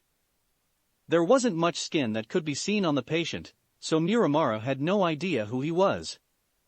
"He's here," one of the medics said. There was a slight movement. "Miramaro, come here." A wheezy voice rasped, clearly coming from the wounded ninja. It took a moment for Miramaro to recognize it. Sensei? One of the medics moved, and the Naruto clone saw the face of his master. Only a single eye was open, the other covered with burns and the like. Only a few tufts of Kiritori's white hair could be seen poking out from between the bandages, and even those looked sickly. Niramara stepped forward, beside the bed. You're gonna be okay, right? Kiritori's single eye lowered, crushing the clone's hopes. I am sorry, the Chunin said. I will not. This wasn't something I wanted to teach you, but fate had other plans. A single tear made its way down Miramara's face. You should save your strength, sensei. Miramara-san. One of the medical ninja interjected, indicating his hands with a movement of his head. Keeping him alive is the only thing we can do, and even that is only temporary. I am sorry, but he will not make it to tomorrow. But the clone replied. Kiritori said, and all eyes turned to him. I have outlasted everyone I was close to. Friends, comrades, teachers, family. I do not fear death. There is only one last thing I need, and I need it from you. Anything, Niramara replied, voice full of tears. I heard about you defending the Hokage with the sharp fist. Kiritori's lips twitched, and the hint of a smile appeared. I am glad that my choice was well made and am proud of you, student. I just need to be sure the sharp fist will be in good hands. It is earlier than is usual, but this is my last request. I need you to make the oath, the Chunin intoned. Niramara gulped. He'd known about the oath, and even had made plans for it. He and Naruto had planned on clearing Kiritori on the prank before getting to that step, as all the clones agreed that such a pledge couldn't be made to someone who didn't know everything. But this was a scenario they'd never considered. Niramara had no real way of contacting Naruto, and no time to do so anyway. And he couldn't let his teacher's last request go unanswered. I swear. Niramara started, tears now flowing quickly. On family, fame and the will of fire, that the sharp fist shall not die with me, and that it shall remain in the family for the generations that follow. Niramara was glad to note that, at least, his voice was clear. No clan shall claim it, and only the oathbound shall practice it, that as long as I live. Kiritori did a small smile once more, then relaxed. Good. He said softly. I leave it in your hands. His breathing slowed, then stopped. A moment later, his heart followed suit. On October 22, 13 years and 12 days after the Kyuubi's attack, the last full-blooded member of the Hyojin family died of wounds received in battle after defending his village from invaders. He left behind only a single student. As soon the fighting tapered off, Ariko abandoned her spot on the apartment block's roof and ran straight for the shelters. She'd felt somewhat guilty for leaving them behind, so now that combat was done she was going back to them. The first two shelters were dead ends, one of them having even been evacuated due to explosives. The third, however, went differently. Ariko-chan! Mihoshi yelled as soon as she found her way inside, and the clone barely had time to use the chakra shield before being hugged to near bursting. We thought the worst. Are you all right? Where were you? What happened? I'm fine, Ariko replied, feeling guilty once more as the rest of the group joined in the hug. Asano even put an arm on Ariko's head to include Ichibo into it. Everything's all right. Even with that, it was a good minute before the girls let her go. So, what happened? Fumichi, ever the leader, asked. I took a wrong turn, I think. That was the best explanation she'd found. I was watching the sky for enemies, and when I focused back on what was around me, all of you were gone. I tried checking around, but there were foreign ninja everywhere, and I couldn't find you. What did you do? Hide. There was a note of doubt in Nishi's voice. The girls knew Ariko well, she wasn't the type to hide. The clone shook her head. No. I climbed the highest roof I could find and watched everything from there. I thought it best if I could see enemies coming before they got to me. Fumichi smirked. That's not all you did, was it? Well, I started, looking down somewhat. I kinda had a good view of the street outside the arena and a whole bunch of kunai, so I sniped whatever enemies I could see from there.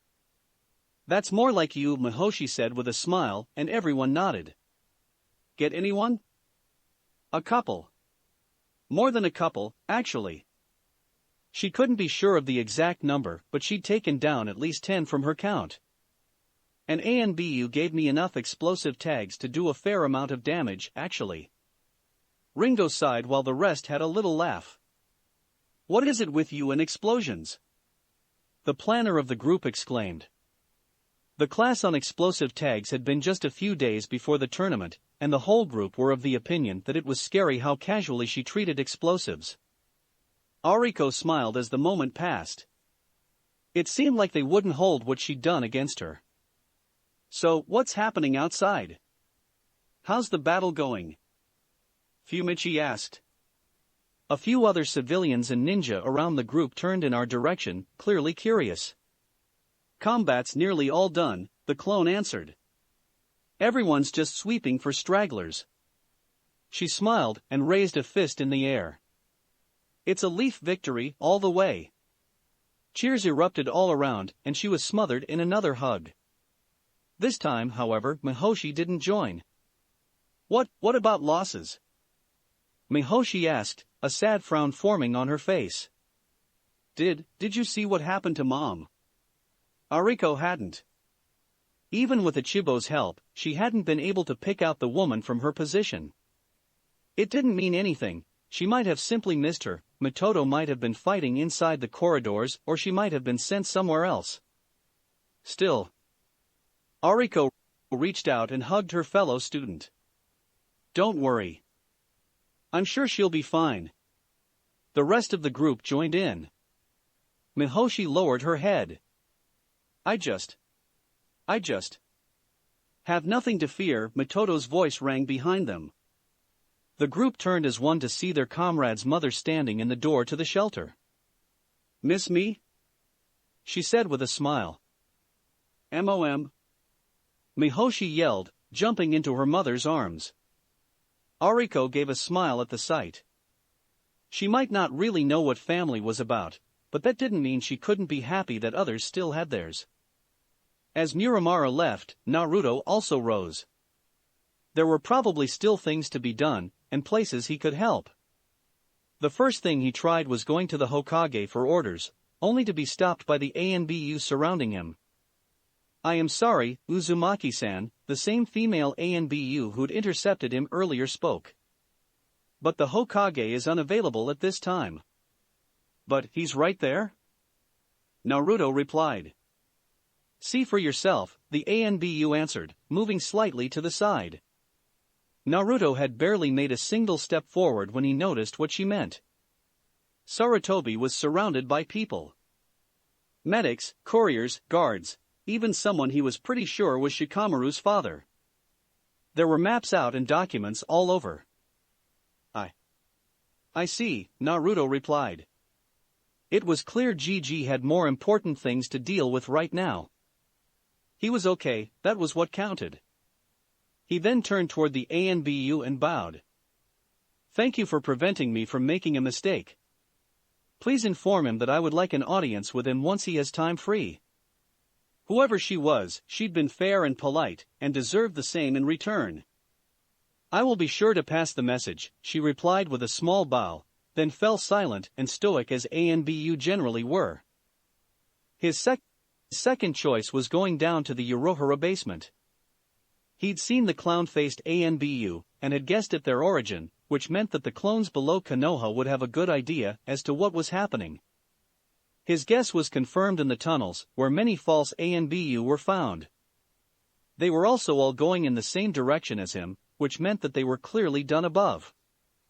Once in the basement proper, he quickly noted a group of clones standing separate from the rest, with maps and equipment at the ready. He went in that direction. So, what's the news? He asked as soon as he was close enough. Any place giving people trouble? The clone who looked like he was in charge approached. You're the original, right? Naruto nodded. With how many clones he'd made and spread, he couldn't blame them for losing track. Everything's pretty much done. Sand surrendered, what's left of Sound either escaped or is trying to, and the situation in the village is under control. A few fires here and there, along with enemy ninja in hiding, but nothing that requires our help. What are the losses? The real Naruto asked. Within the clones? Naruto nodded once more. We're actually down around 20% from yesterday, I think. Only that? Konoha shook his head. I had everyone generate the maximum number of clones before they went to fight. If we count an average of 4 new clones for each Bunshin, that means we lost more than 2,000 clones today. And that's not counting those you made. Naruto grimaced. That was a lot more than he'd expected. Any important losses? The basement leader scowled. 3 council members. 2 of those in charge of the merchant network, and the one who found this place. Worse, the last doesn't even have a descendant still alive. The academy student nodded sadly. I'll have to find a worthy replacement for him. He then looked around and noted that most clones were abandoning their transformation. Anything else I need to care of? Yeah, Konoha replied. There's this. He pointed toward the ceiling. Naruto followed the clone's finger to find a group of clones, still in their disguises, holding someone down while they were glued on the ceiling. It was Gaara. Eh? What? Naruto exclaimed. Why? He asked, his hand waving in Gaara's direction. You saw what he did in the tournament, right? Konoha asked. Of course. Well, the first batch of clones we sent out as reinforcements were to either take down Gaara or keep him busy, the Bunshin explained. They managed the first by hosing him repeatedly with our Suiton Jutsu. We were planning to put him into a pool to keep him from getting his sand back, but it turns out that he can still control wet sand, even while unconscious. He pointed back up. That up there is the best solution we came up with. Gaara's conscious but blinded, and we're making sure his sand can't protect him by blowing it back with water regularly. And he knows he'd be dropping dozens of meters straight down into a pool if he does anything to the clones there. Okay. That was a novel method to keep someone prisoner, but he couldn't argue about the effectiveness. What should I do about this? I don't know. Konoha shrugged. By the time the dispatched clones got Gaara out of his sand, he was basically choking on the ground. They didn't feel like finishing him on the spot. We still aren't sure if he did whatever happened on purpose. His sand reacts automatically, so he might simply have lost control. He was silent for a moment. You're the boss, so it's your decision in the end.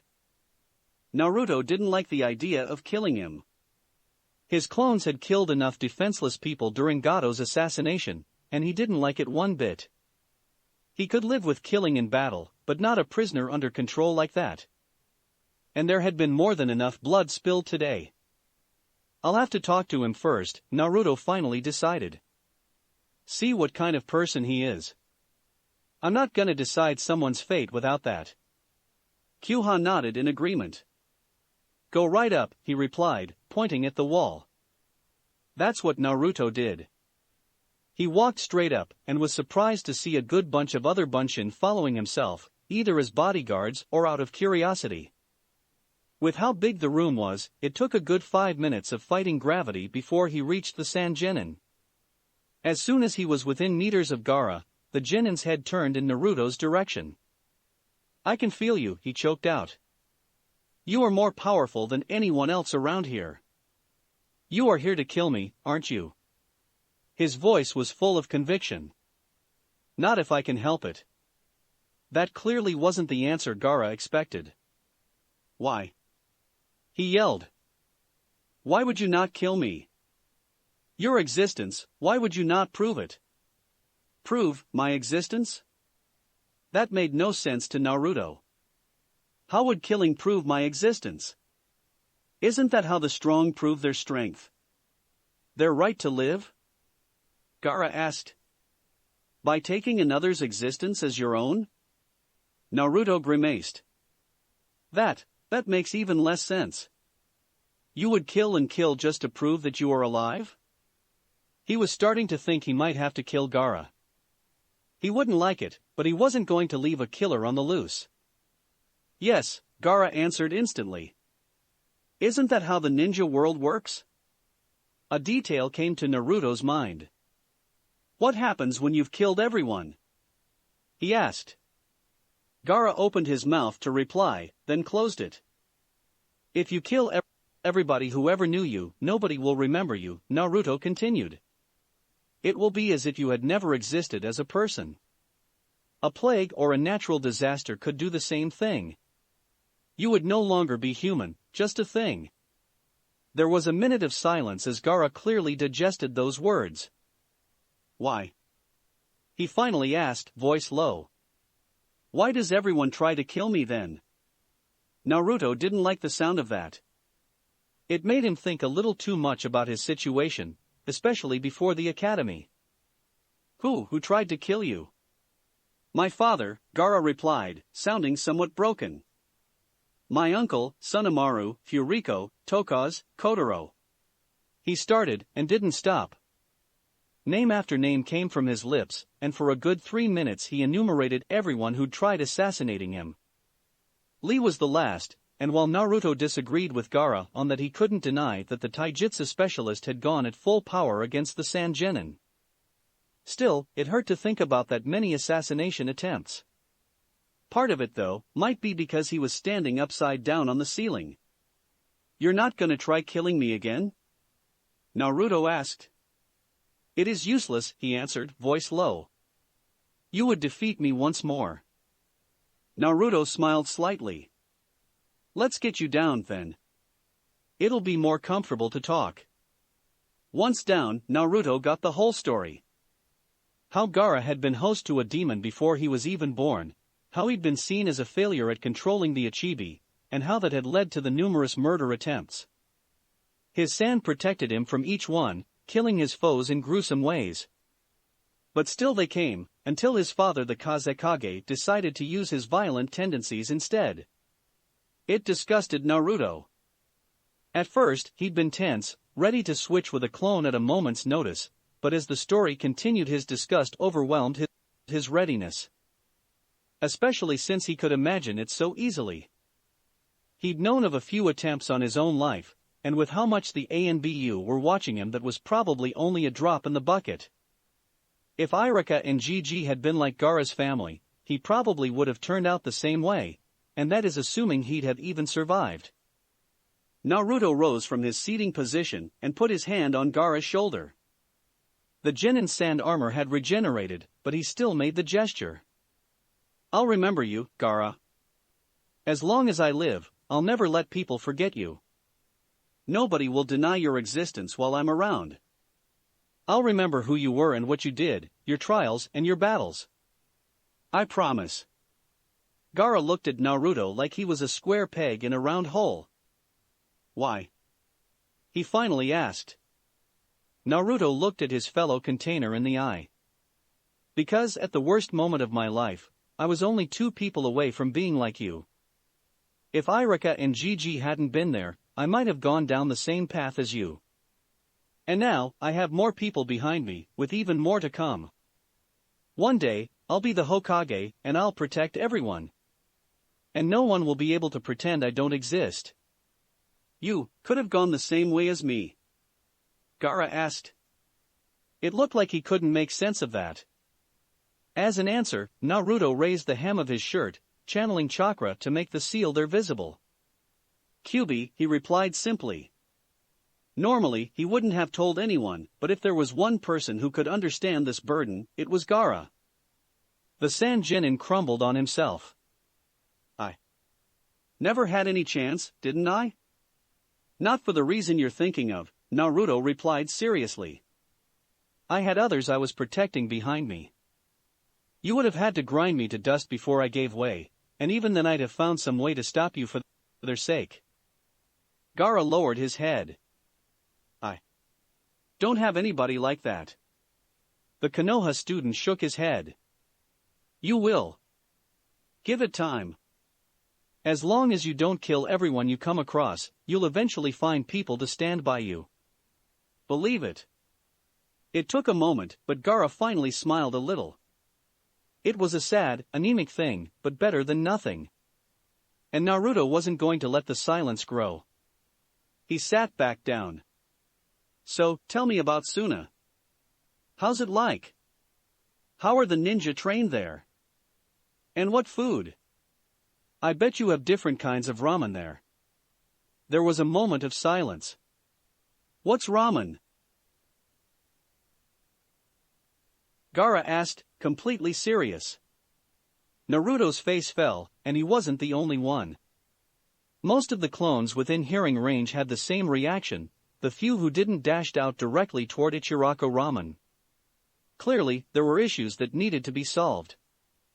Miramaro walked aimlessly around the hospital. He'd cried all the tears he'd had in him, and still he felt wrong, like he was in a nightmare or something similar.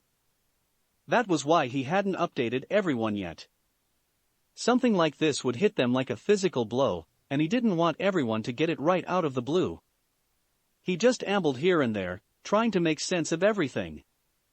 "Hello, Miramaro-san," came a voice from behind him. "Glad to see you up and healthy." The clone turned around to see Iruka a few meters back. He had a bandage over his head and his right ear was covered in gauze, but he seems okay nonetheless. The Chunin teacher didn't miss Miramara's face though. What's happening?" he asked, unsure. The Bunshin lowered his head. He'd thought he'd cried all he could, but there was a sudden stinging in his eyes. "Iruka-sensei," he mumbled. "Kiritori-sensei, he's dead." Iruka's face fell. I'm sorry for your loss," he replied gravely. He knew the taijutsu specialist had become quite close to Naruto in his various forms, and that the boy had much respect for his newest teacher. "You want to talk about it?" Miramara's only answer was a small nod. Iruka took his student by the shoulder and guided him outside, then back to his own place. He lived close enough that this wasn't a long walk, and preferred talking in private in case the prank was still going. He might be overthinking things, but the prank was still an S-rank secret, and treason wasn't on his mind. He sat Miramaro down in his living room, then made tea for the both of them. With how rough their day had been, they both needed it. "So," Iruka said once seated opposite his student, who'd let go of his transformation. "Tell me how it happened." The Bunshin took a sip out of his cup. We had seats on the east side of the arena. I got caught by surprise by the genjutsu, but he woke me up near instantly. I wanted to help him, but he kicked me away, sending me near one of the exits. That's the last I saw of him." He drank some more, then took a deep breath. "Based on what the ANBU who brought him to the hospital told me, he eliminated a few enemies in his region of the stands without getting hurt too badly, then continued forward to other places where there were still enemies. One of the sound ninja he encountered was a ninjutsu specialist, who controlled clouds of acid mist." Iruka scowled. That was the worst type of opponent for a close-range specialist. They fought for a while at a stalemate, but the mist kept spreading, and it started getting close to people that were still unconscious in the stands. "So, Kiritori, The Naruto clone gulped. "He ran straight in. At melee range, Kiritori took the sound ninja down in a minute, but by then it was done. He'd protected his eyes, but there was acid in his nose and lungs, and he could barely breathe. He still crawled forward, trying to help, and that's when the ANBU found him." His face lowered. "I should have said no." That shook Iruka out of his thoughts. "What?" He asked me if I was interested in seeing the finals, and he knew that, as an orphan, nobody could have brought me there. He sniffed.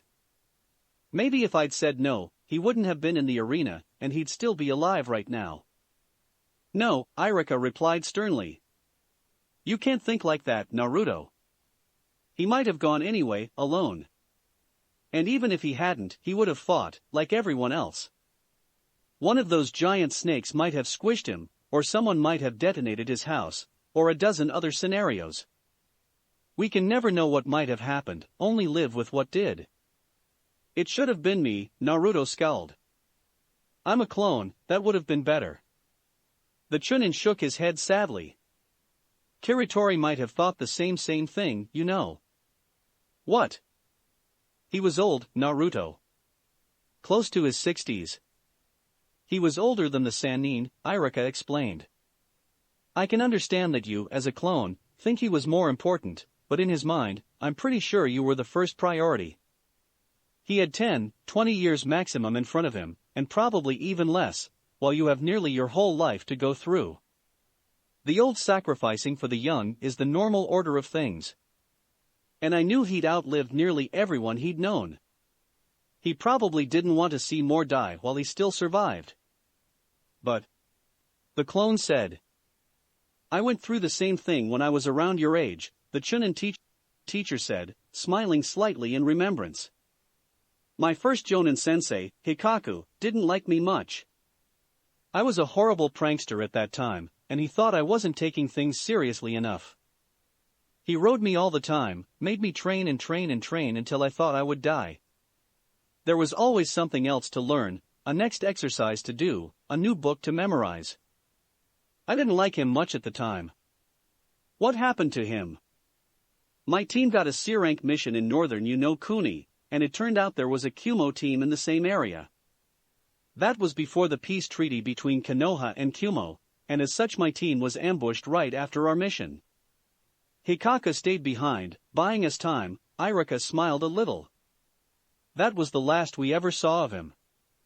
There was a moment of silence as Naruto digested that. My team got back to Konoha without any other issue, only to find ourselves not knowing what to do. We were stuck in the village until an investigation was completed, and I found out I had no clue what to do. My former teacher had kept me busy for so long that, now that he was gone, I didn't know what to do. Pranking seemed juvenile after what had happened, and I'd always relied on him for training. How did things end up? Naruto asked, curious. Our team's leadership got taken over by a compatriot of my former sensei. He was only a special jonin, but he did a good job continuing Hikaku's work. On one of the first days, he took us aside and gave us just about the same speech I gave you. He shook his head sadly. Turns out we were Hikaku's second team, his first having died during the Third Great Shinobi War. And he'd never gotten over that loss. My team had survived, so Hiko had said, and that was the most important thing to Hikaku. The rest was just details. Naruto reached out for another sip, only to realize his cup was empty. Iruka smiled and poured him another. The clone had to admit it helped. The thought of Kiritori dying still hurt, but the idea that he'd succeeded in the end made it less painful. And having someone to talk to was a good distraction. Tell me about them, he asked. He wasn't ready for this conversation to end. Iruka smiled. Well, you might not have known, but I graduated last in my class. Like it is now, I ended up with Prank Day 111. You may come in, Hinata-sama. Your father is waiting for you, the Hyuga branch member said, bowing in the early dawn's light. Hinata bowed in return. Thank you, Hohito-san, she replied, rising. She then stepped inside and bowed once more before her father. Otosama, Hanabi-chan. Thank you for coming, daughter, Hayashi intoned. The clan has questions regarding your fight in the arena. That didn't surprise Hinata. She'd expected so, and had even prepared for this possibility. She'd thought about it until sleep finally claimed her late last night. Was my performance not to your liking? No. Hayashi quickly answered. It was satisfactory. He was silent for a moment. Please perform the Kage Bunshin right this moment, he then continued. Hinata's hands flashed into the necessary cross seal near instantly before she actually thought about the request. She did, however, stop before completing the technique. May I ask why, father? She finally said, lowering her face a little. You may, the Hyuga leader replied. There are those who believe you must have had outside help during the battle, especially with this technique. The Hyuga genin nodded. Kage Bunshin no Jutsu. She invoked, and an exact copy of herself appeared right beside her. Does this satisfy you, father? She asked. Hayashi's eyes flashed Byakugan white for an instant before returning to normal. It does, regarding those accusations, he finally responded. There are other details, however, that require explanations. Hinata said nothing, waiting for her father to continue. Who taught you these techniques? He asked. I've already inquired with your Jonin sensei, and she has no idea where you might have acquired this level of skill. Who was your teacher, daughter? She had been expecting this question. I cannot tell you, Oda-sama. I have taken oath not to reveal my teacher's name. That wasn't literally what she'd sworn, but the result was the same. She had promised not to reveal that Naruto knew the Kage Bunshin, but since the jutsu was part of what she had been taught, simply revealing Naruto as her teacher implied that he knew said technique. Daughter, the techniques you have learned are dangerous, Hayashi replied, voice rising. They have side effects. I have been informed, Oto-sama, Hinata interrupted. My teacher made sure I had knowledge of them before even starting. Hinata had expected her father to argue longer, but he stopped for a moment. I suppose that explains you using that technique on your cousin only at the end of the match. She nodded. Indeed. And the medics have assured me that Niji will make a complete recovery. He will, however, have to be blinded until his recovery is complete. Hayashi nodded. That is good news. What was that jutsu, anyway? Hanabi added, joining the conversation. I've never seen Niji taken down so quickly. Hayashi turned to his youngest daughter. While the Byakugan grants us numerous advantages, it is not without weaknesses, he explained. Our sight is more detailed than that of any ordinary ninja, and it is through this sensibility that this technique harms us. He turned back to his eldest. Hinata, demonstrate for us. Are you certain, Oto-sama? Hinata asked, unsure. I would not want to hurt any of you. He nodded. Use the bare minimum of power, this is only a demonstration, his head turned to the side. Hanabi, you are not to use your Byakugan until I say so. Pay close attention, as this may save your life one day. Hi, Oto-sama, Hanabi replied, inching forward to see better. Hinata turned to the side and made the hand seals as slowly as she could, then pushed the least amount of chakra forward. Raiton, Mabushi Kagayaki. She invoked, and light flashed through the room. Hanabi grunted, shielding her eyes with her arm. Hinata instantly dashed at her sister's side to check up on her. Hayashi shook his head. Leave it. You performed the technique correctly, and whatever blindness it caused is temporary. Hanabi sat back straight. I am fine, sister, he confirmed, then continued. Can we see the other techniques you used in the arena? Hinata smiled. I will have to go get my equipment, and we will need to move to a stronger dojo, Hinata explained. The Wano Matsuri was not designed with rice paper walls in mind. She did have a few chakrams on her, but not enough to properly show the technique. The weapons she carried were reminders of her training, her successes, and Naruto's belief in her. Their simple presence was comforting. Let us do so, the Hyuga leader said, rising. Gather your tools and join us in the East Dojo. Come, Hanabi, he said, and she followed her father outside. Now alone in the room, Hinata couldn't help but smile. The only thing he'd said about her battle was that it was satisfactory. Coming from someone as strict as him, it was a straight-up compliment.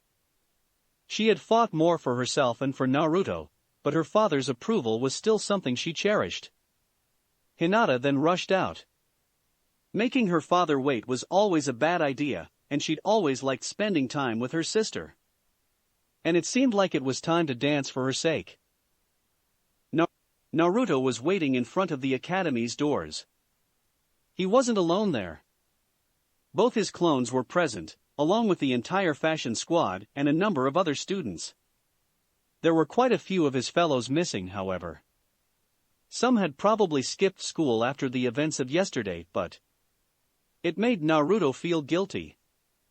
And not only about Kiritori. Miramara had informed the rest of the council late last night, and had updated the rest of the clones afterward. Losing Kiritori hurt, especially since he'd finally started accepting the real Naruto.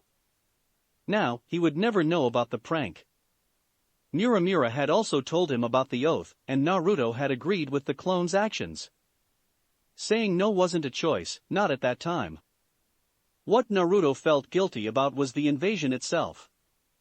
His clones were supposed to be an information network, and something big like an invasion had gone through without notice. Worse was, now that the fighting was done, there were dozens of details coming from the bunshins between Konoha and Suna that should have raised flags. Big orders of meat, medicine shortages, rumors of people in the forests. Hindsight was 20/20, but with the cost the invasion had. Iruka finally opened the doors, interrupting Naruto's thoughts, and the boy went right to his desk. The empty spots in the classroom seemed ominous, as did the people missing on the roll call. Then the door opened just as Iruka was about to start his class. "Sorry to interrupt, Iruka-san," the Chunin exclaimed as he came in.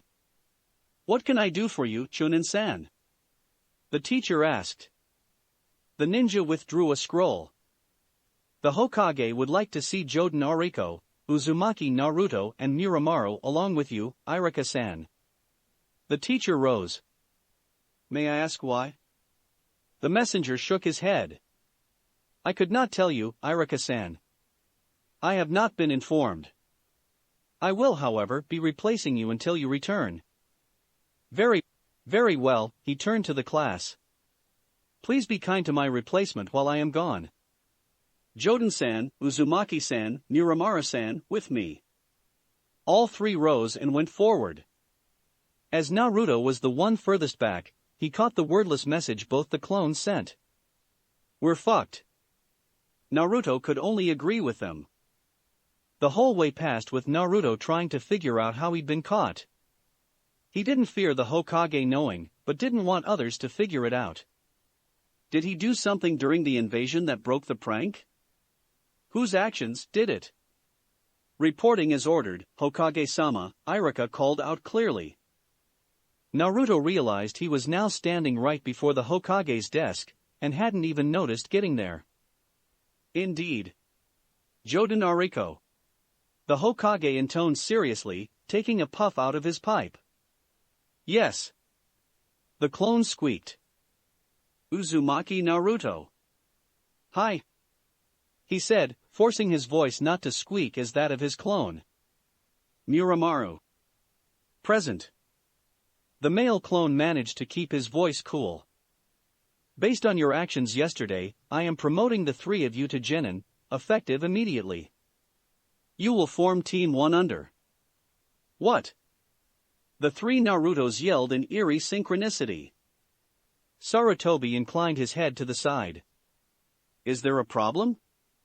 Iruka was visibly holding back his reaction. "No, Hokage-sama, there isn't." He bent in half, putting one arm around his stomach. "I can't," he said, then lost the battle for seriousness. "Bwahahahaha," he exclaimed as he fell to the floor. "Yumano-sen?" "Ah, come on, sensei," the three Narutos said again in chorus. Iruka simply kept laughing on the floor. The Hokage turned to the three newly promoted genins. "Can you explain this to me?" The three looked at each other, all unsure how to explain. "Disguise, off." Iruka wheezed between bout of hilarity. The three pouted, but did as ordered. 3 copies of Naruto now stood in the office, and Ichigo jumped from his current perch to the one standing in the center. The Hokage scowled. "This kind of prank isn't funny, Naruto," he intoned clearly. Iruka visibly disagreed with that opinion. "Now, where are the real Ariko and Niramaru?" Those words released a new wave of laughter from the chunin on the floor. "Scroll," he managed to say. "Give him the scroll." Naruto withdrew the scroll Iruka had handed him weeks ago, and gave it to the village's leader. He recognized it instantly. "But what?" he started, then the pieces came together instantly in his mind. Naruto's transformation technique. The Kage Bunshin. Naruto's prank, which involved returning in class. The required means, in this case money. The reason 2 academy students from outside the village had done better than most Jinin during an invasion. The Hokage nearly dropped his pipe before putting it aside. He looked down at the papers before him. The reviews, recommendations and comments that he'd gone through in preparation for this promotion. And he hadn't caught on a bit. He couldn't help but smile. He had all the pieces, and he'd missed it completely. "Well, you caught me," he finally admitted with a laugh. "You really got me." That's it for this reading. Hit like and subscribe for a free ticket pass going to the different worlds of anime fanfictions. Looking forward to having you on board again.